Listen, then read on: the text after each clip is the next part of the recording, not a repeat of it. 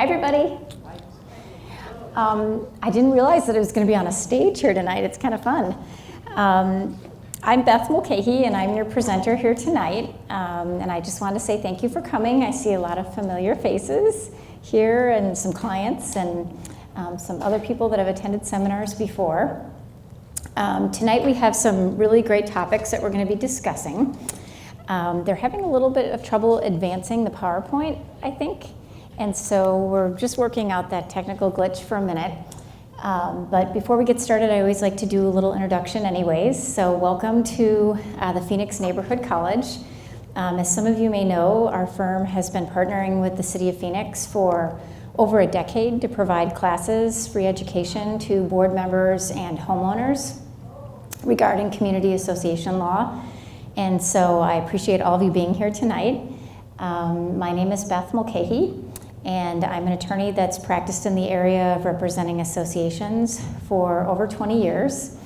And our firm currently represents over 1,500 associations in the state of Arizona. Just in terms of my background, I'm a native of Milwaukee, Wisconsin, and I moved to Arizona in 1995 and started practicing in this area.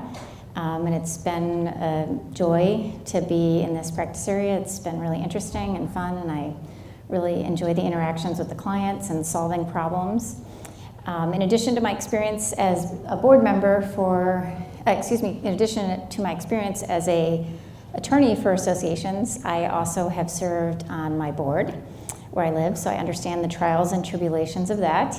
And I also have served as a disgruntled owner in my association. So I have a pretty good wealth of knowledge from many different aspects of working with associations over the years.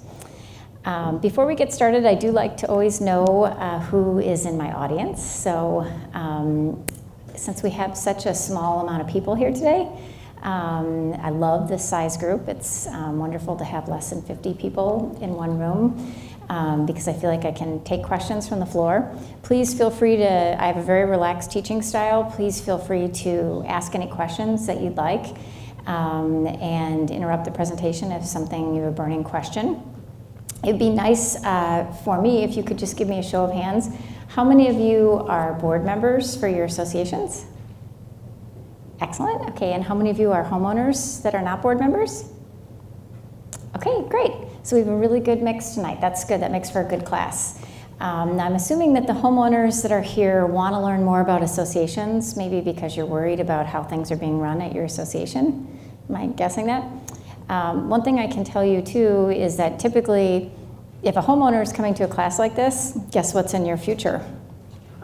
Someday you're going to be serving on the board.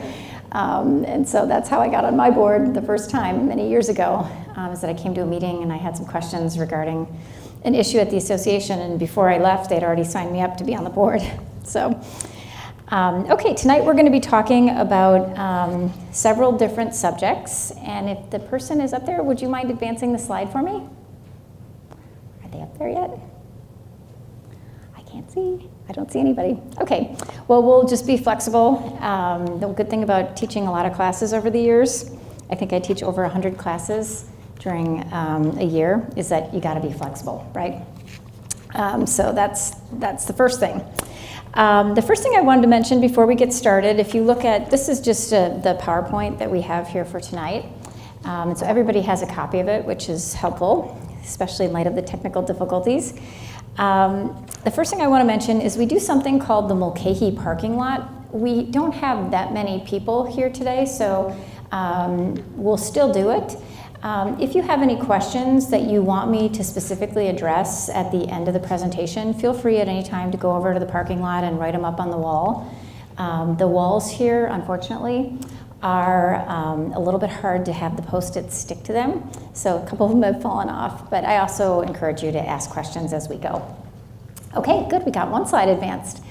If we could advance to the next one, please. We did the parking lot, so we'll advance to the next one, please. We already talked about the parking lot, so it's okay if we go to the next one. Great.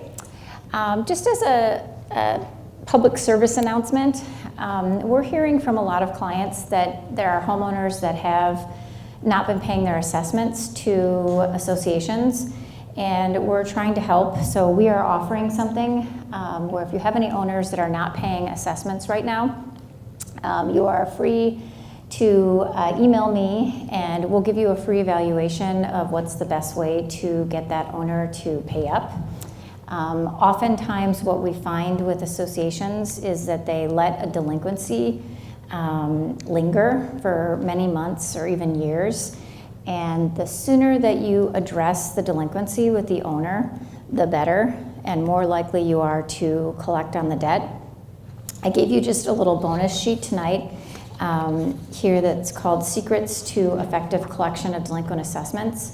If you have any owners that aren't paying right now, this would be a really great informational text for you to look at because it outlines what are some secrets that our firm has to get owners to pay.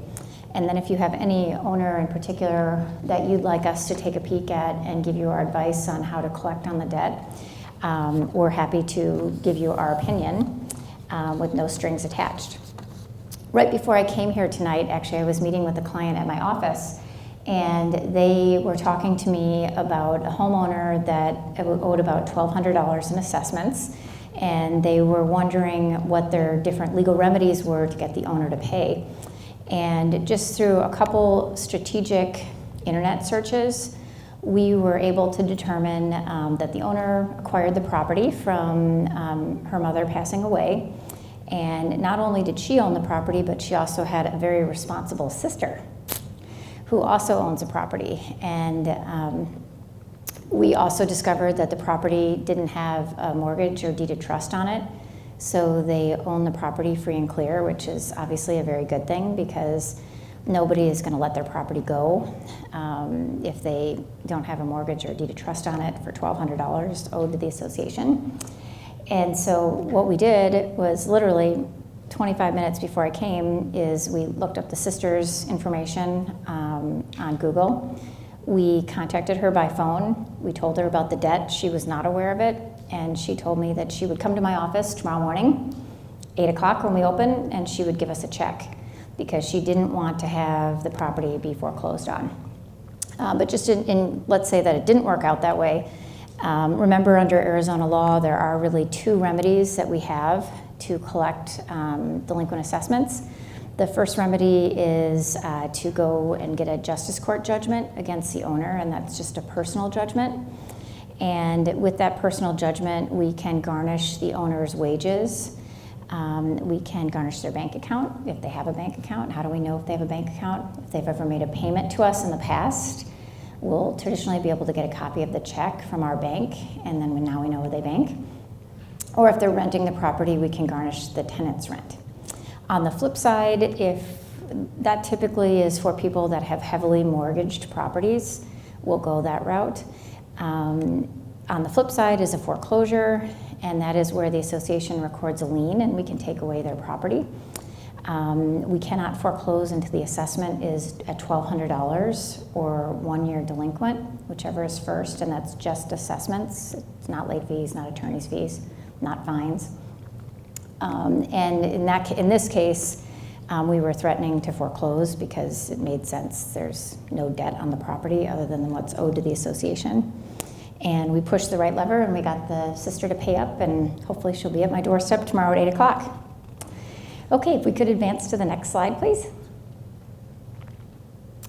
Okay, we're going to be talking tonight about two different subjects. The first subject is the legislature has provided us with several new laws this year that pertain to associations. And typically, right after the legislation goes into effect, we do a lot of communications with our clients and with seminars of this nature to notify you about what happened.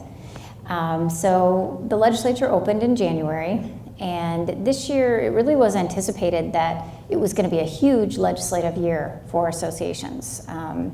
There are several senators and House members that have expressed anti-HOA sentiment, and they were going to introduce between 50 and 70 bills to further regulate how boards do their jobs. Well, as you can imagine, because the majority of you in this room are board members, and I work with a lot of different boards, I do not think further regulation is a good idea for a number of reasons. Yes, occasionally we do see a bad board where maybe they're making wrong decisions or not complying with the law. But in my experience, 99.999% of the boards that we work with in Arizona, they're volunteers, they're doing their best, they're trying to comply with the law, they're not getting paid, and further laws that they need to be subject to is only going to make them not want to serve on the board, frankly, right? We get enough hassles already being on the board. Just to have to know a whole, additional number of laws and to potentially have minefields if we don't comply with these laws was problematic. So it ended up that we thought it was going to be a big legislative year. In the final analysis, it really wasn't that big of a legislative year. There were three main bills that were ultimately passed by our legislature and signed by the governor.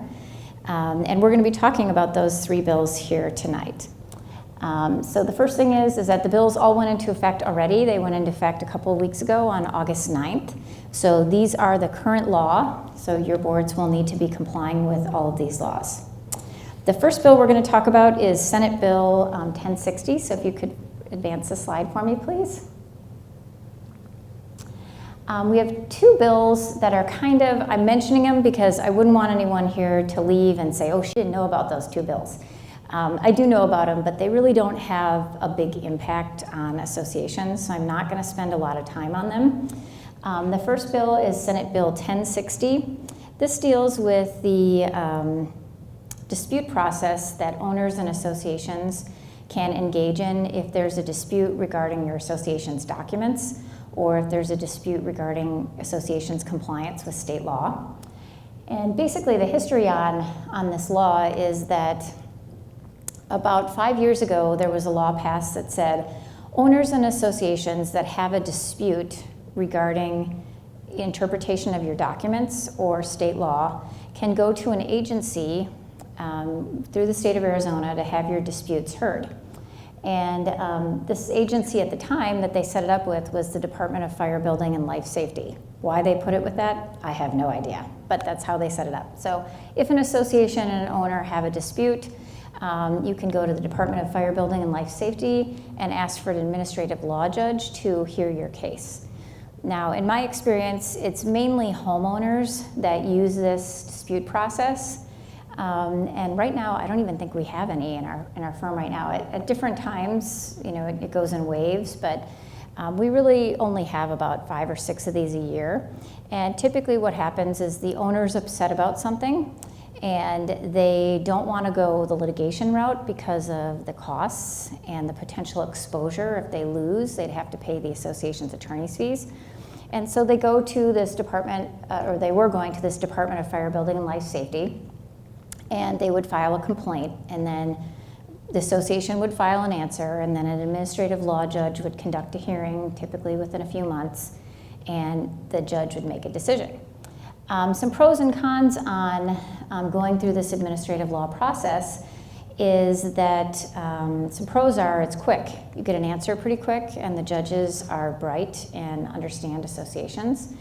Some of the cons are there aren't a lot of things that you can actually use this for. Like you can't use it for assessment collections. You can't use it for construction defects. Another con is that if you have an attorney, you're not entitled to your attorney's fees.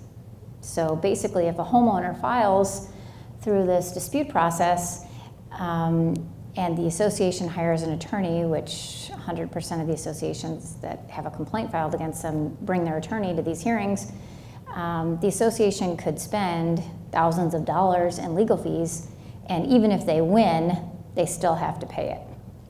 So that's a con, but that's a pro from the homeowner side in that there's no exposure other than the minimal filing fee to file this. So anyways, that's the history on this law. There is a dispute process that owners and associations can go to hear complaints. Last summer, just out of nowhere, July 1st, we saw that the complaints were no longer being accepted by the Department of Fire Building and Life Safety, and the Arizona Department of Real Estate started accepting the complaints. Why did this happen? As part of the budgeting process in 2016, the Department of Fire Building and Life Safety was eliminated. And so they had to put it somewhere, so they threw everything over to the Department of Real Estate. And then this year, they made the technical correction to the law so that when owners and associations have a dispute, they now go to the Department of Real Estate. If any of you are in the position where you want to file one of these claims or cases against an association, all you need to do is Google Arizona Department of Real Estate and HOA, and it will pop right up. There's a complaint form. The filing fee has changed almost monthly, so you'll have to see what it currently is. I think the last time I checked it was $500 for one claim, and it was $1,100 for two claims, or two or more claims. Whoever prevails in the proceeding in front of the administrative law judge can ask, to have the filing fee reimbursed by the losing party. So if the plaintiff fronts it when they file it and they win, then the association would have to pay them the filing fee. So basically just a technical correction, and I wanted to make you aware of this alternate dispute process that associations, homeowners are basically using to hear their disputes heard with associations. The next bill is on transfer fees. Just a quick little reminder on transfer fees. Oops. Remember that under Arizona law, the board can charge a transfer fee, and basically they just made some technical corrections to this.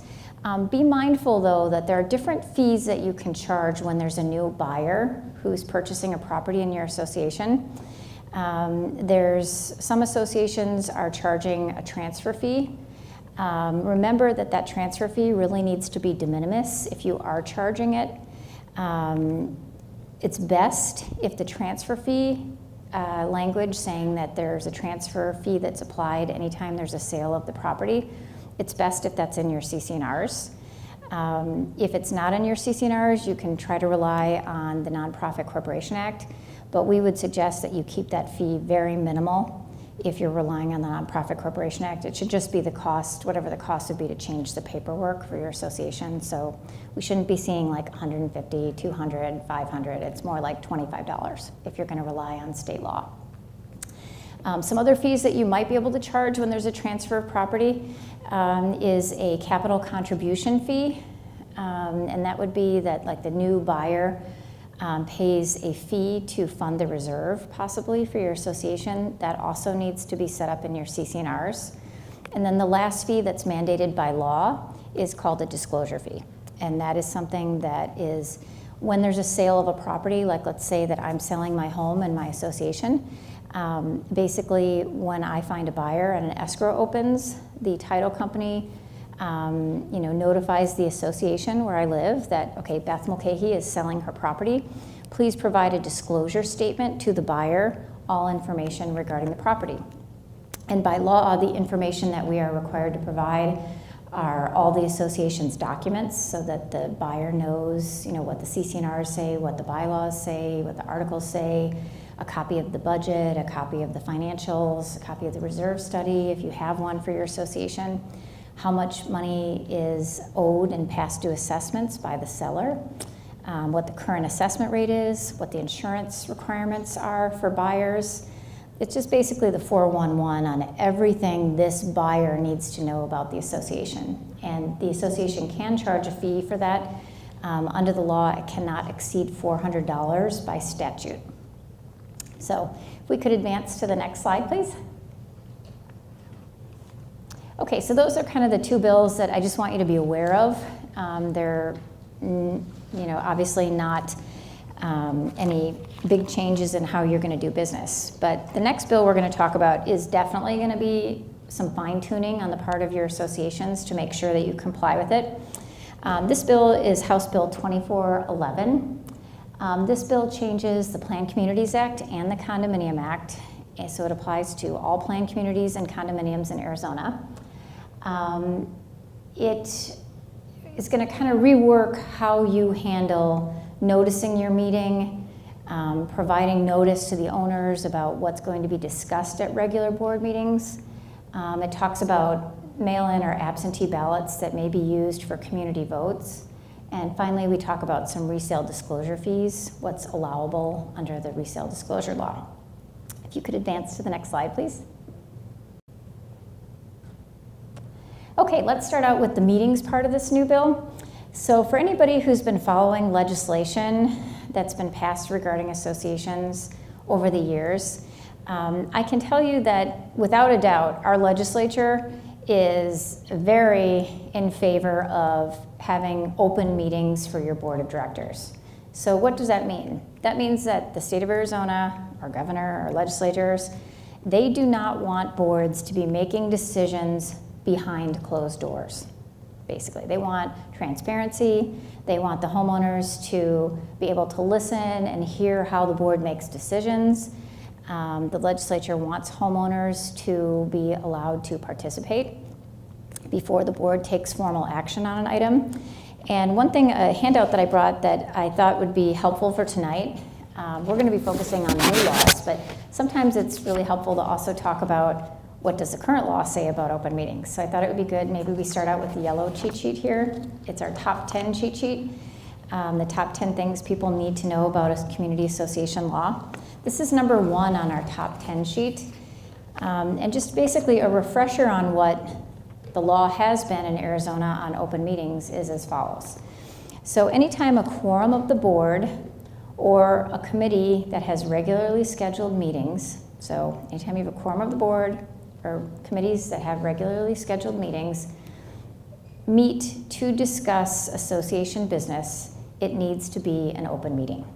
So if your board has 5 members, if 3 members get together and you're talking about the board and board issues and homeowners and issues that are facing your community, it's a board meeting. And if it's a board meeting, then it needs to be properly noticed. You have to give 48 hours notice to the members that you're conducting a meeting. And that notice can be really, the law doesn't give us a lot of direction. It could be on your website. It could be conspicuously posted at your property. It could be an email notice to your owners that we're having a board meeting, on Monday night at 7 p.m. at the pool. You could send out 1 notice a year saying all of our meetings are the 3rd Friday of the month at 9 o'clock. Whatever your means are to get the word out about the meetings, you need to give 48 hours notice before the board has an open board meeting. Another important thing to know about board meetings are that homeowners are allowed to attend and listen and participate before the board takes formal action on an item.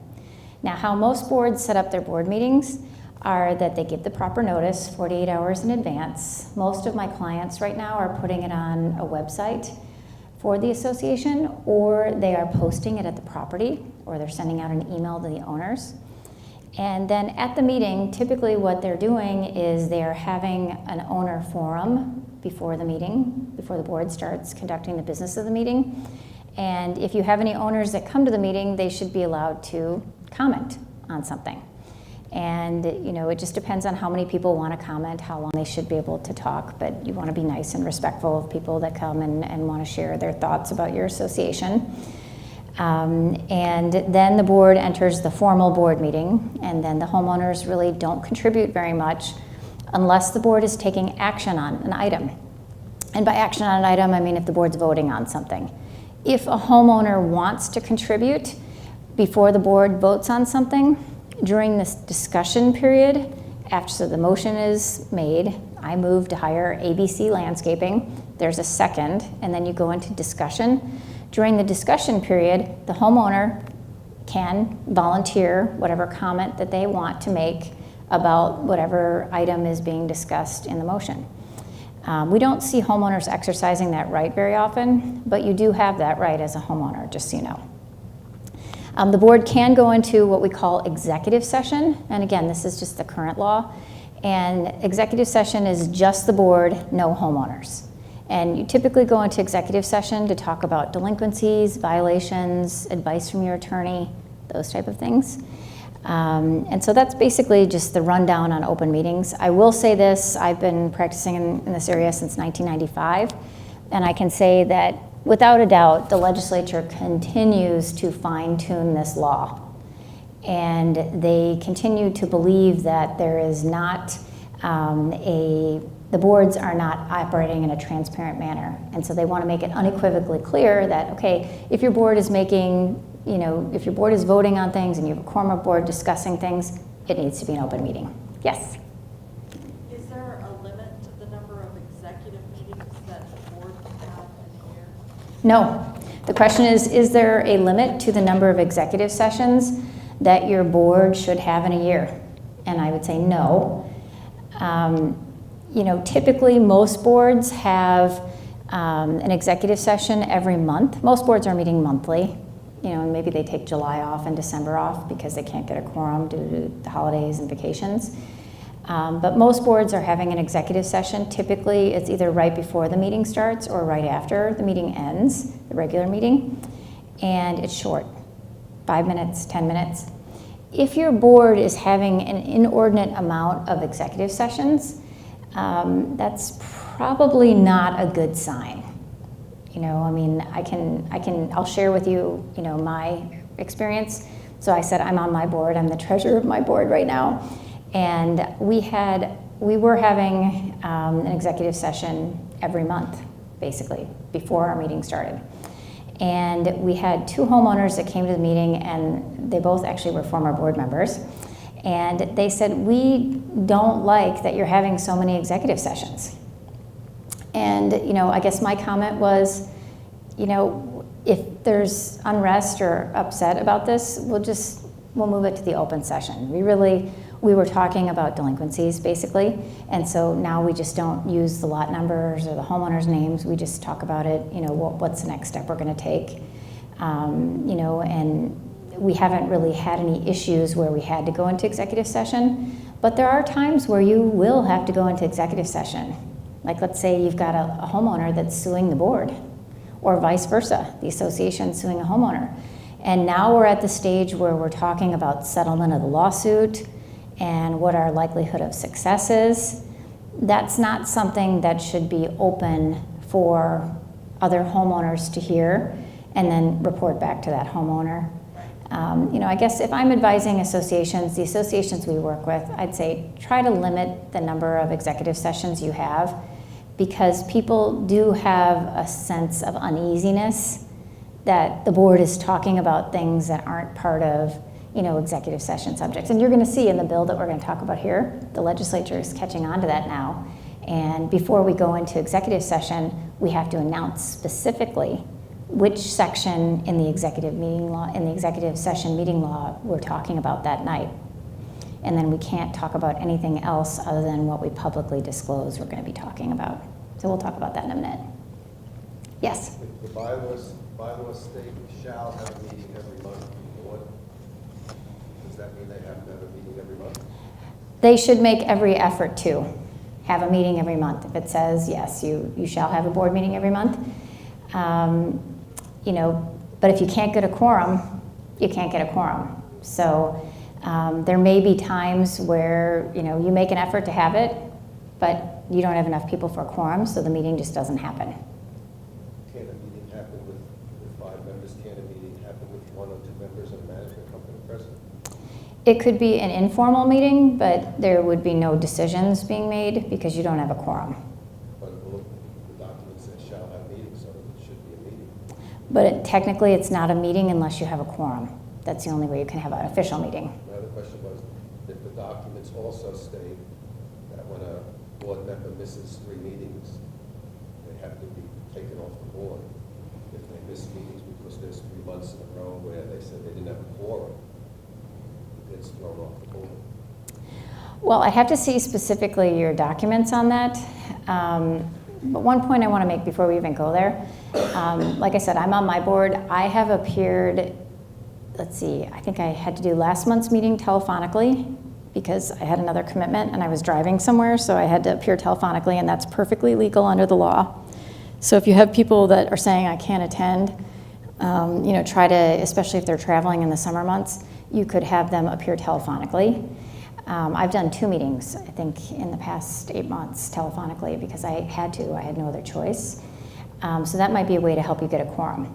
Now, here's your next question. What if our bylaws say if a board member misses 3 consecutive meetings, that they automatically resign their position from the board. We see that in older documents, antiquated documents typically. So I guess your question is, let's do it first from one analysis. Let's say you've got a board member who never comes, right? It's horrible. We have that actually, unfortunately, at my association right now. It's horrible because it puts the pressure on the rest of your board. I can never miss a meeting. That's why I'm appearing telephonically, right? Because without that person ever showing up, it's a problem. So one good thing is you're lucky you have that provision, because it's a way that you can have that person automatically resign. If they're not coming, you have procedures in your bylaws where they're off. Now, to answer your question, they would actually have to miss a meeting. In your situation, there hasn't been a meeting because there hasn't been a quorum. So you haven't missed a meeting. So nobody has to resign in that situation. Okay? There was a question in the back. Do you still have it? Yes. Can you touch on directors' communications by email? Yes. Amongst Thank you. themselves? Awesome. Thank you so much for bringing that question up. So the question is, can you touch on use of email by board members? What's acceptable, what's not acceptable, what's in violation of the law, what's not? This is really kind of a sticky wicket. Because I know I'm on my board, right? And I get copied on a lot of stuff as legal counsel for associations. Boards are making decisions by email often, right? And when you look at the law, what the legislature is saying is that, hey, that shouldn't be happening. They're not mentioning email exceptions. They are saying that all decisions that are made by the board need to be done during an open board meeting. There is one exception under the law, and that is emergency meetings. The law specifically does allow the board to conduct an emergency meeting when emergency circumstances dictate. That would mean that the board has to make a decision and they can't wait 48 hours to notice it. So you can make decisions by email in an emergency situation. What the law requires is that you read into the record what the emergency was and how the board acted at the next regular board meeting, so there's a paper trail on it. You can also have an in-person emergency meeting of the board if that's possible, based on where everybody's physically located, and then take minutes of that meeting if you do have an emergency board meeting, even if it's less than a quorum, and then at the next board meeting you'd read into the record what was decided. But what about all that other stuff? Like, I'm going to go home tonight and I'm going to turn on my email, and I'm going to have been copied on a lot of emails between board members, right? And so what's okay and what's not okay? So know that our legislature feels that everything needs to be done in the open board meeting, right? Know that. So when can you use email to communicate as a board? It's perfectly acceptable to use email to exchange information, such as, I did some research on landscaping companies. Here are, links to their websites, or here are 3 bids. Let's discuss this at the next board meeting. That's okay. Communicating between yourselves to determine when you can meet. Definitely, everybody can say, yes, I can come, no, I can't come, that's fine. Deciding to terminate a vendor or hire a vendor by email, probably not a good idea, because you're really supposed to be doing that in an open board meeting. If you're walking on thin ice and doing that now, I very strongly suggest that anything that you do in between meetings by email, that the first thing on the agenda is a consent agenda at your next meeting, and just consent to any decisions that you made outside of the meeting by email. Vote on it then, reaffirm the decision. It's not perfect, and if you have a homeowner that questions that, the decision should have been in the open meeting, not by email, so you probably have a problem. One other thing I do want to mention is that in the past, we had publicized, and so had every law firm that practices in this area, that it was okay for boards to make decisions via unanimous written consent under the Nonprofit Corporation Act. So there's a law, most associations, like 99% of them, are considered or are nonprofit corporations.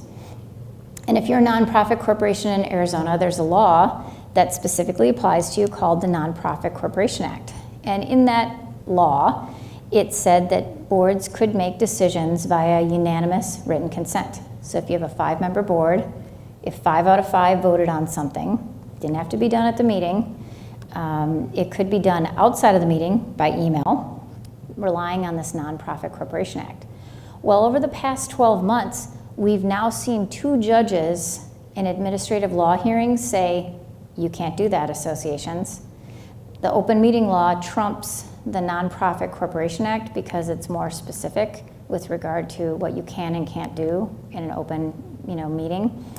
And so my advice to you is be very cautious about using email other than for emergencies, other than for exchanging information, other than scheduling meetings. Just be careful. If you are doing that, you are making decisions by email, and it's not those 3 categories, please use a consent agenda at your next board meeting so that there's a paper trail in an open board meeting that the decision was reaffirmed.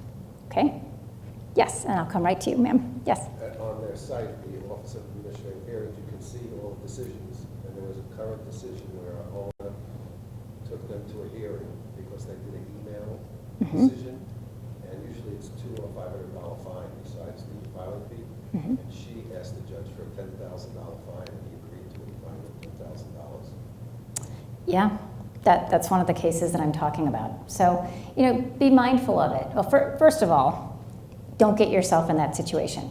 If a homeowner files one of those claims against you, right away, please, resolve it with the owner. If you've made a mistake, make it right, apologize, re-vote on the decision in an open board meeting where there's homeowner input is allowed, and try to fix it if you can. In that particular case, the association unfortunately had a history of doing this, and I think that's why the judge came down really hard on that particular homeowner, on that particular association. So be mindful of it. You have to be careful. Yes? Oh, I'm sorry. Can I go to her first and then I'll come right to you? I'm sorry. You're first. I don't know if I'm understanding this right. Anything that's like a vote that applies to the whole community, everybody.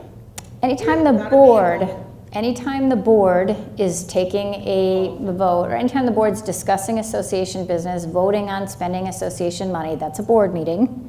Anytime that the board, a quorum of the board is doing that, it's considered a regular board meeting. So that has to be open. Yes. But the executive is just basically lot specific, usually. The executive session, typically you're talking about violations on a lot specific, delinquencies on a lot specific, or maybe advice from your attorney on any issue. It could be a violation. But no votes should be going that apply to the whole. You can vote. The board can vote during executive session. Absolutely. There's separate minutes that are taken, and the board does take votes in executive session, and those minutes are never disclosed to anybody, just the board. Okay, but shouldn't the topic of those votes be? Well, we're going to talk about that in a minute. So hold that thought. I'm going to go back to him, and then we're going to get right into what the new law says. Yes? I was just thinking about that whole appeal process. It really is not, if you're the board, you don't want to get involved and end up spending a fair amount of associations in terms of spending yourself. So the dynamics are, unless it's a critical issue, you want to go fix it outside of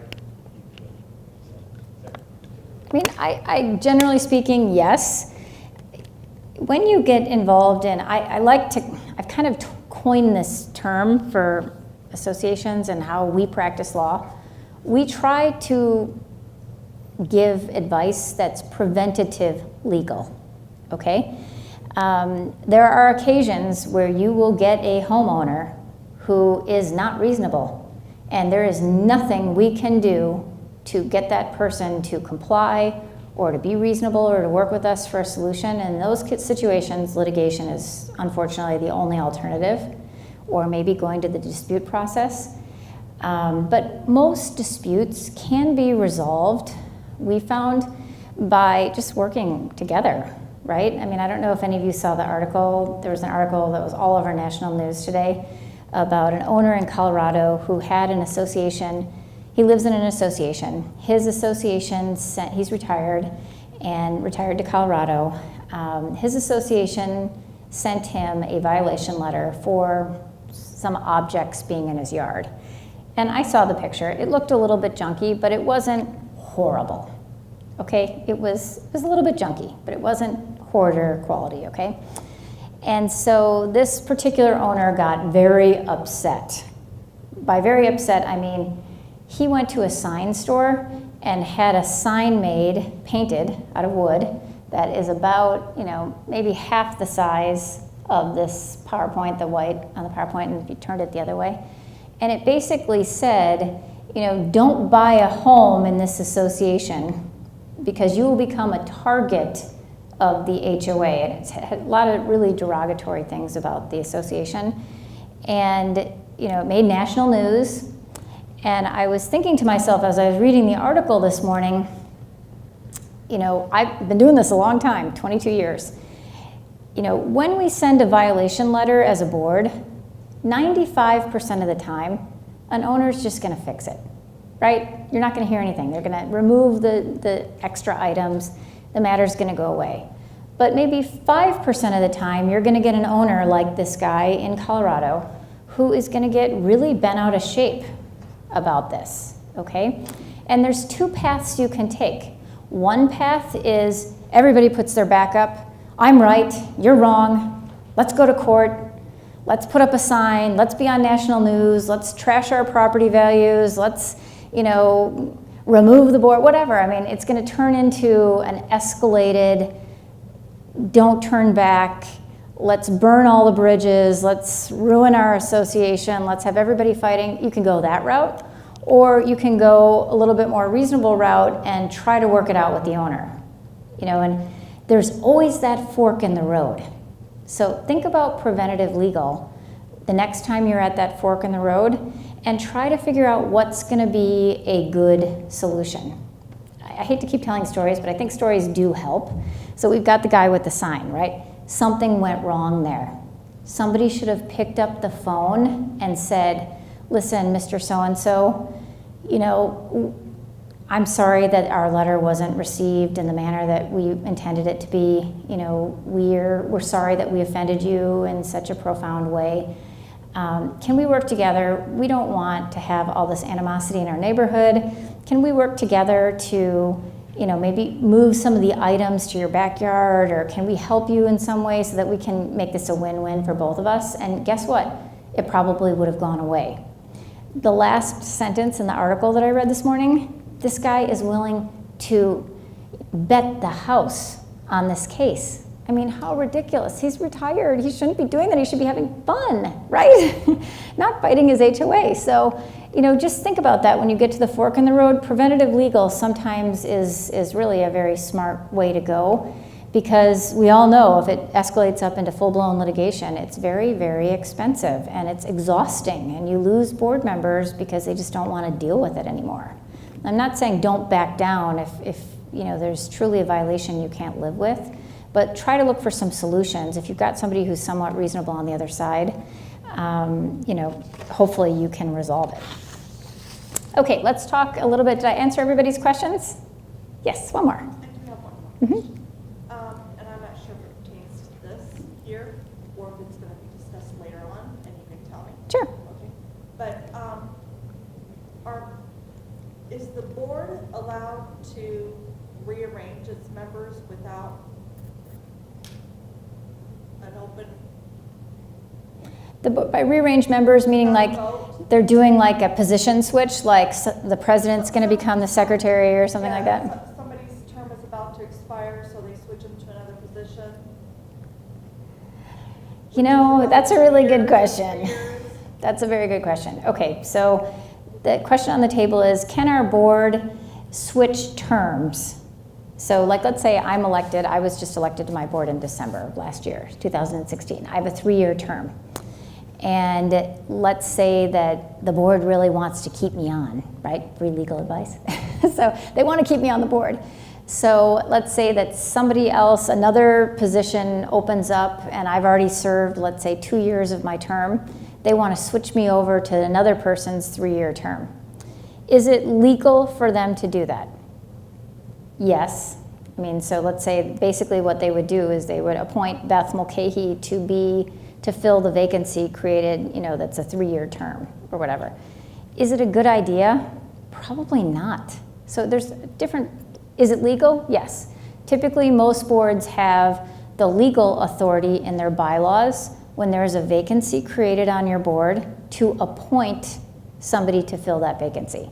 So from a purely legal standpoint, what they're doing, they have the right to do that. Is it a good idea? Probably not.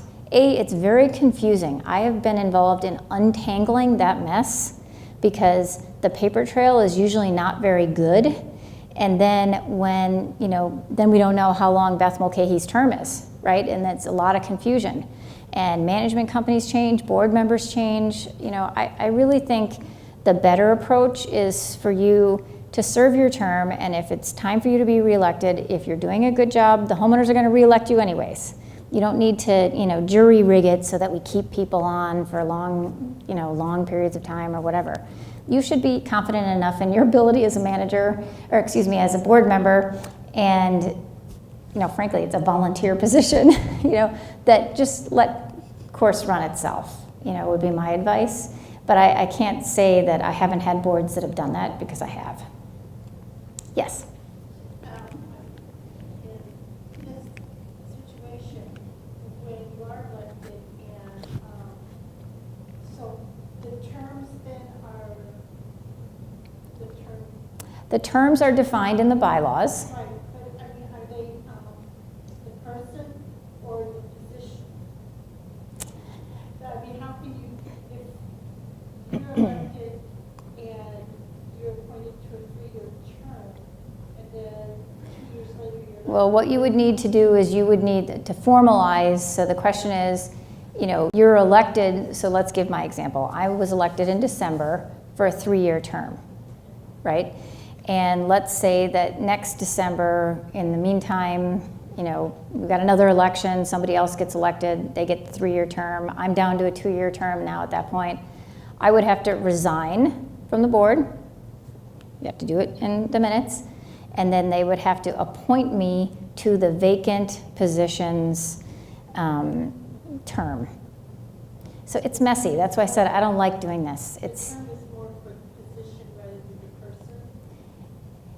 person. Well, the person and the term stay together, but to make it so it's clear for you, I would have to resign the balance of my term as a director, and then I would be appointed to the other one. But again, I don't like this. Nobody ever does it right, and then it just becomes a nightmare in about 6 years when we're trying to figure out whose term is whose. It becomes very sticky. So really good question. Okay, let's talk about what's the new laws that the legislature gave us this year on open board meetings. As some of you may be aware, owners are allowed to audio or videotape board meetings. The new law this year says that associations cannot require advance notice of audio or videotaping board meetings. Apparently, some associations were requiring like 48 hours notice be provided to them before the homeowners could audio or videotape the meetings. That's not going to be allowed anymore. So a homeowner can show up. I was just at a meeting Tuesday night where we had a homeowner pop out a phone. They started videotaping the meeting, and that was that. Okay. Number 2, the board can pass a rule prohibiting those attending a board meeting from videotaping the board meeting if certain conditions are met. So the law says you can audio or videotape a meeting, but it also says that the board can say, no, you can't, but only if the board is audio or videotaping the meeting themselves, and then they make that audio or videotape available at no charge to the owner, unedited, and that audio or videotape that the board took can be used in future proceedings, litigation, as evidence as to what happened at that meeting. So just kind of a weird law. I have no idea why they would pass this. Yes? The owner shows up and they're auto taping it, and you don't tell people at the meeting, that's okay, or do they have to tell people what they're doing? Well, there's nothing under this law in the Condominium Act or the Planned Communities Act that makes it mandatory that owners, say, I'm taping everybody, here's my camera. Usually you can tell because they either have, if they're videotaping it, they're holding up the phone and you can see, what they're doing. If they're audio taping it, usually you can't tell. But in order to have a high quality audio tape, you really have to have it next to the person that's speaking. So it's going to be a lot of mumbled noise, and it's not going to be a good, it's not going to at all be a good audio tape of the meeting. It does kind of make sense to have the board do it, but I don't have any boards that are currently exercising this. The law just went into effect August 9th, but I don't have any boards that are saying like, oh yes, we're going to do this now. We don't see audio or videotaping that much. Typically when it comes into play is when an owner's upset about something and they come and they want to audio or videotape the meeting to, use in future litigation or whatever. Okay, the third part of this new law is that the notice of any regular board meeting, special meeting of the board, or special meeting of the homeowners, or any annual meeting must now state the date, time, and place of the meeting. Now, in my experience, most boards are already doing this. So any notice that you put out of any meeting for your association, basically, so regular meetings of the board, any special meetings of the board or your association members, or the annual meeting, have to have the date, place, and time for the meeting. Let's see. One other thing that we also have to do is it also has to state the purpose of the meeting. This is definitely new. This is something that most boards haven't been doing in the past. Most boards have just been saying like regular board meeting, 7 p.m. at the pool, August 29th, whatever. Well, now you need to tell what the purpose of the meeting is. And so our firm is suggesting that the best way to comply with this is to provide a copy of the agenda as part of the notice. Actually, the agenda could be the notice. You could just state at the top, the meeting's going to be held at 7 p.m. at the association's pool on August 29th, and then have the agenda. Now, for those of you who are seasoned board members, you know that the agenda basically stays the same every month with a few exceptions. So it should be pretty easy to put the agenda out there. You might want to put some open-ended things on the agenda like new business, old business, because we all know things get added to the agenda for board meetings at 4 p.m. when the meeting's at 6 p.m. that night. So have some open-ended agenda items on there. If you're going to be voting on anything that could be challenged legally down the road, make sure you state with particularity on the agenda that you're going to be discussing the bylaw amendments, and you may even want to give owners a copy of the bylaw amendments before the meeting so they know what the changes are going to be. Okay, if we could go to the next slide, please. Yes? Question. If you just have, like you said earlier, just notices sent out once a year or whenever, that you're having a meeting the second Tuesday of the month or whatever, then how can you put the agenda with it? Well, that's true. So you could either do a very broad agenda, but I don't think that that's going to necessarily meet the specific requirements of the law. Or you could just put out the agenda, in advance, 48 hours in advance, each month that it changes. One way, just an absolute minimum, compliance with the law would be to say that these are the typical agenda items for every meeting, and that any changes or additions to them will circulate an agenda for that particular meeting if there's going to be any changes. Okay, I think I lost my person who's flipping my my stage crew. I think they may be in the restroom, so we'll just flip and go to the next page. So we're on the PowerPoint pages. We're on page number 5. And if she's there. Okay, good. Thank you. I can't see you anymore. There you are. Okay. Let's see. I think we got to go back one. Sorry about that.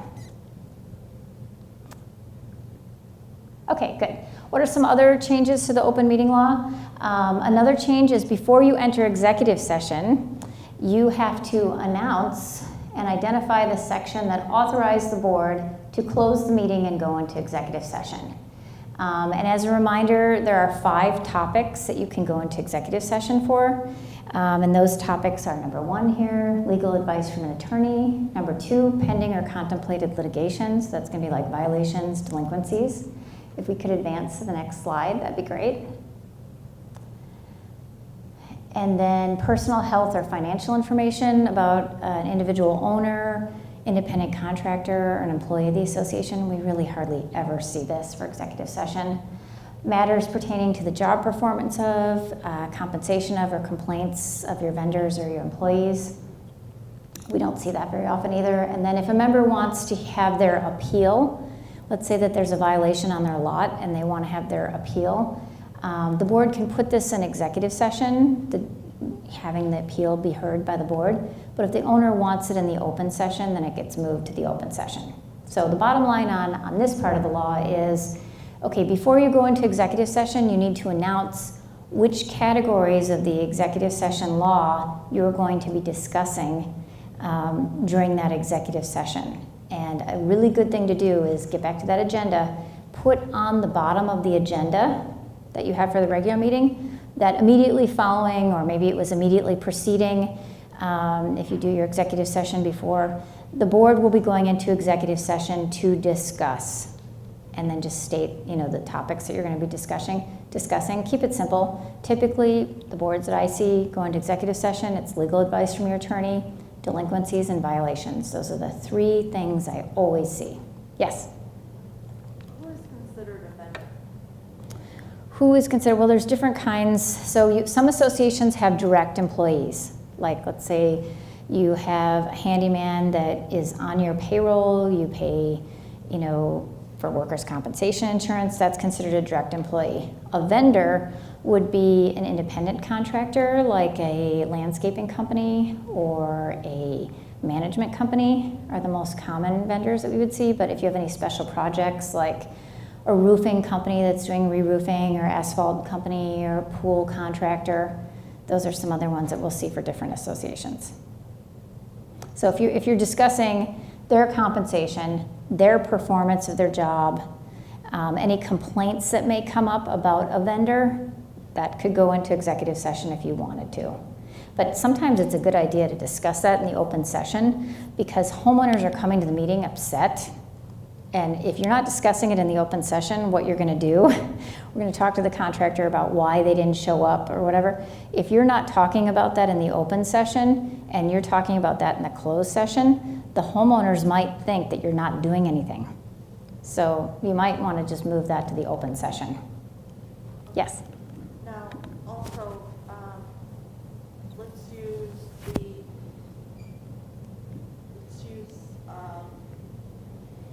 the management company as a vendor. Okay. Okay, as an example. If they're going to, if they're talking about changing management companies, should that be done in an open session, or is that executive? So really good question. So if you have a management company and your board is thinking about switching, making a change in the management company, is that an open session or an executive session? Well, first, it's not mandatory that the board has to go into executive session, okay? It says may, it doesn't say shall, it says the board may go into executive session. So it's up to your board if that's something you want to discuss in the open session or the closed session. Now, if you're going to be discussing that in the closed session, the executive session, you really need to be talking about their job performance, their compensation, or complaints. Okay, so that's it. On ABC Management Company, we're thinking about firing them. Why? You can go over the reasons in executive session, the complaints, their performance. Now, when you go to fire them, that needs to be done in the open session, not in the closed session. Also, when you're interviewing new management companies and selecting a new management company, that needs to be done in the open session as well. And that's for any vendor, not just a management company. Okay? Yes? My question is, are we required to announce that we are going into an executive session at the end of each open meeting? If you're going into the executive session after, yes. And one way to announce it would be just to put it on your agenda. Okay. I mean, what we're saying, just to be extra careful to our clients, is put it on the agenda, the reasons why you're going into executive session and that you're having an executive session.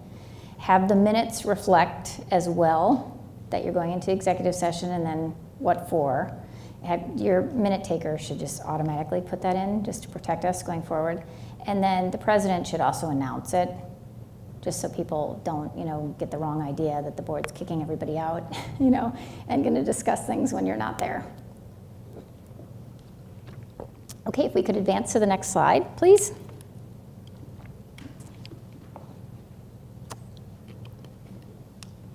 Okay, another part of this law talks about emergency meetings. Now, we talked a little bit about emergency meetings with the question in the back from you. The board also the legislature has also given us some additional direction on emergency meetings. And it says an emergency meeting of the board may be called to discuss business or take action that cannot be delayed for 48 hours. We were already following that, but now they've put it in the actual language of the statute. Any emergency meeting called by the board of directors, the board may only act on emergency matters. So it's not the time to bring out the flowers at the front entrance, right? You stick to, when you have an emergency meeting, you stick to only the emergency being discussed, you take minutes, and then at the next regular board meeting, you read into the record what the emergency was and what action was taken. Okay, so that just gives us a little more direction on how emergency meetings are going to be handled going forward. Okay, so say one of your swimming pools develops a bad leak, okay? And so the pool is going to have to be drained in order to fix this bad leak. Also, this pool needs to have the drains adjusted due to new rules and regs that go into effect about the drains in the spa being 36 inches apart. Is that considered an emergency session? Because if you're draining the pool and sometime in 2000. Yes, I would say that if you're dealing with, an emergency maintenance issue, which basically you're dealing with a pool leaking, and if you need to address the drains while the pool is being drained, yes, I think that can be discussed. Okay, Yeah. great, thank you. Okay, yes. That's kind of where my question is. So for example, it's on one of the scales. For example, we had a leak and we just got it fixed rather than that.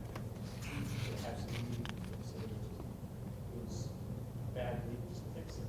So where do you draw, you know what I'm saying? It seems like there's a critical mass. If they can't wrong, maybe we should have emergency meeting about what we have. Not necessarily. A lot of boards give leeway on issues like maintenance issues that come up from time to time, especially in the summer when board members are typically traveling a lot. And so just as your board, communicate with each other, and say, listen, if there's any sort of a maintenance issue at our association and it's under $2,000, do I, whoever is the key person on your board that's handling this, do I have the authority just to get it fixed and get it in the minutes? And then when you do it, just send an email to your other owners or to the other board members saying, hey, just so you know, we had an issue with the spa. We needed to change the fan, whatever. I handled it. Just letting you know, FYI. You're not asking for a vote. You're just letting them know that you acted within the scope of the authority that they gave you. And a lot of boards Band-Aid their summers that way because they can't get a quorum. They can't reach people. And the people on deck in Arizona are handling a lot of the fires that are coming up. And that's perfectly legal. Just make sure that you have your scope of authority in the minutes so that everybody knows what you have authority to do, okay? And for the most part, most boards never have a problem on this. No homeowner ever challenges them. But every once in a while, you'll get a homeowner that'll say, well, where's the authority for that? And if you're gonna go by the black letter of the law, under the open meeting law, it needs to be in the minutes. So also one other thing you might wanna do is if you're the president, have a president's report in the minutes.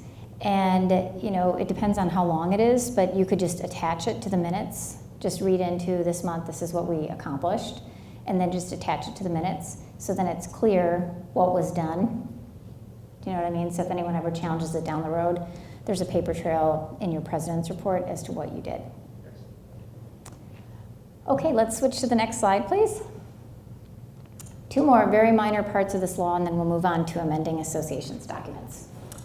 Okay, I'm not even going to read this whole paragraph, but this is just another example. I lifted this exactly from the new legislation. It's basically that it's the policy and intent of the state of Arizona that all board meetings need to be open board meetings, okay? So just reiterating that to us. One other thing that I thought was really interesting, and I underlined it here, it also is extending the responsibility to comply with the open meeting laws now to managers. That's the first time we've seen that. So it could be opening up a liability drawer for managers that don't have their boards complying with the open meeting law. And so just kind of an interesting tidbit. I put this in there because it is part of the new law this year. Okay, if we could go to the next slide. Two other parts of this law. So last year there was this crazy bill that was passed that said that anytime there was a ballot that was used to vote on an association issue. So let's give an example, like your annual meeting ballot where you elect directors, that the ballot had to have the name and it had to have the address of the owner and the signature. Okay, I'm fine with that on the ballot. But in addition to that, last year, it also said that the envelope that the owner returned the ballot in also had to have their name, their address, and their signature. Well, I can tell you, I go to annual meetings all the time, at least 2 or 3 a week. Nobody was doing this right, okay? None of the homeowners were signing the envelope. Of course, they're gonna sign the ballot, they're gonna put their name on it, they're gonna put their address on it, they're gonna sign it. If it was a secret ballot, you know, they weren't going to sign the ballot, they would sign the envelope, and most people got that if you're one of those associations that requires a secret ballot. But for every other association that has always not used secret ballot, to have a signature, name, and address on the envelope in addition to the ballot, people just, they weren't doing it. And it was causing a lot of problems because we were wondering, can we count the ballot if they didn't comply with this? Well, good news. Our legislature woke up and they took out the requirement for the envelope to have the name, the address, and the signature on the envelope. So effective now, you don't have to do that anymore as of August 9th. The last thing is just a kind of weird law. You always, whenever you get these laws, you're like, oh, I bet there was an association that was doing this. So anyways, remember we talked about the resale disclosure charge and information that associations can charge $400 to provide to buyers to tell them about the association when a property enters escrow. Well, apparently some associations were charging the $400 maximum for the disclosure statement, and then they were adding on a delivery fee. I don't know how much they were charging, but the legislature didn't like that. So they said that the maximum you can charge for the preparation of the disclosure statement and a delivery fee is $400. So notable, I just thought I would mention that. Is that charge just arbitrary by an association? Or do you actually like prove what you've spent for these documents? You don't count pages, it's arbitrary. Okay. So most associations, just so you know, are charging the $400. Most associations in Arizona right now, in my experience, are charging the maximum. Okay, let's switch gears now. We're going to talk a little bit about our next subject. So we're going to flip to the next slide, please. The next subject